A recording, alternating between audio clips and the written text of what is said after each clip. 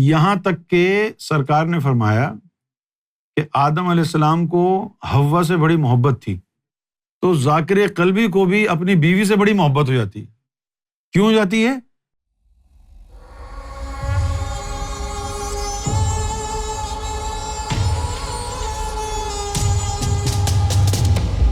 قلب دل کے بائیں طرف 2 انچ کے فاصلے پر ہوتا ہے۔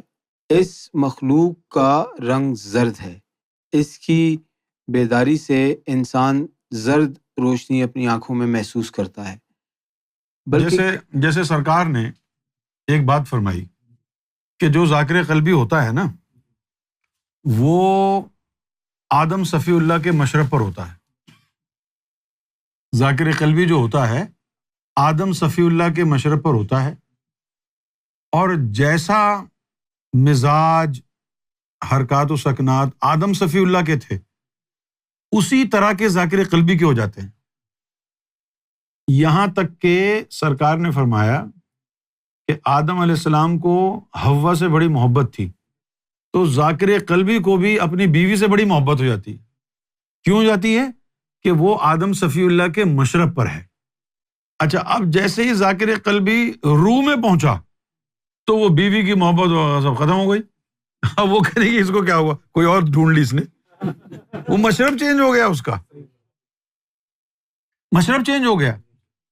اچھا، پھر ایک چیز اور بھی سرکار نے فرمائی کہ میں نے پوچھا کہ سرکار، وہاں سنا ہے کہ ایک مومن کو جو ہے 70 72 حوریں ملیں گی، تو اتنی طاقت کہاں سے آئے گی جو آدمی 72 اور حوروں کے ساتھ رہے گا؟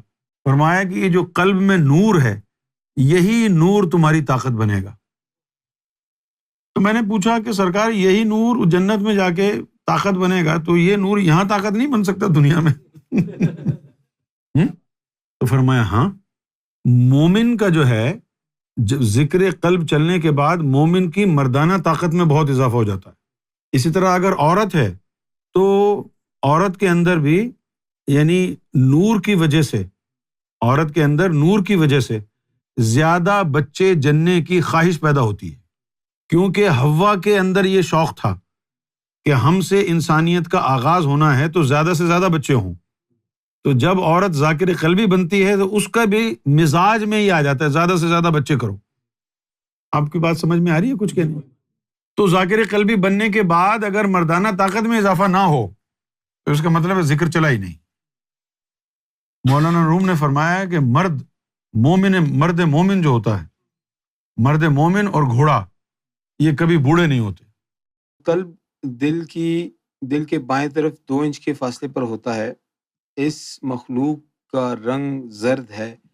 اس کی بیداری سے انسان زرد روشنی اپنی آنکھوں میں محسوس کرتا ہے، بلکہ کئی عامل حضرات ان لطائف کے رنگوں سے لوگوں کا علاج بھی کرتے ہیں۔ سید، یہ سوال یہ پوچھ رہے ہیں کہ یہ رنگوں سے کیسے علاج ہوتا ہے؟ رنگوں میں اللہ تعالیٰ نے خاصیت رکھی ہے نا۔ ایک تو اوریجنل رنگ ہے، جیسے روح کا رنگ سرخ ہے، تو اس رنگ کے اندر خاصیت ہے، اس رنگ کے ذریعے علاج ہوتا ہے۔ اچھا، وہ رنگ کا مطلب یہ نہیں ہے کہ یہ کاغذ کے اوپر لال نشان لگا ہوا یہ رنگ ہے، وہ رنگ کا نور ہوتا ہے۔ لال رنگ کا نور، پیلے رنگ کا نور، یعنی مختلف رنگوں کے نور سے علاج کرنا تو بہت بڑی بات ہے نا۔ آج کل تو انفرا ریڈ لائٹ کے ذریعے لوگوں کا ٹریٹمنٹ ہو رہا ہے۔ یہ بات سمجھنا کیسے مشکل ہے آپ کے لیے کہ نور سے علاج نہیں ہو سکتا ہے، جبکہ بہت ساری جو ہے، جیسے سولر جو ہے نا لائٹ ہے، سولر لائٹ کو استعمال کرتے ہیں ڈپریشن کے خاتمے کے لیے۔